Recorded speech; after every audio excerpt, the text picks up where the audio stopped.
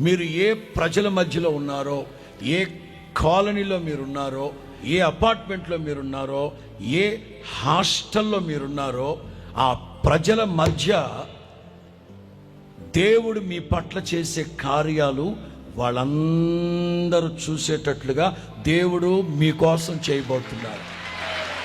అది ఎప్పుడైనా సరే, ఎక్కడైనా సరే, ఏ జనము మధ్యలోనైనా సరే జరగని మన దేవుడు ఎవరో తెలుసా?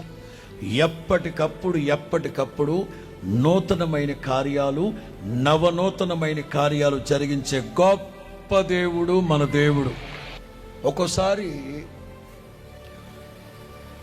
మన వాల్యూ మనకు అర్థమై సావదు, మనకున్న విలువ మనకు అర్థమై సావదు.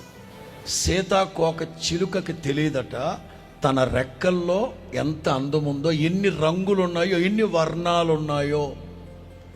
అలాగే ఒక్కోసారి మనకు తెలియదు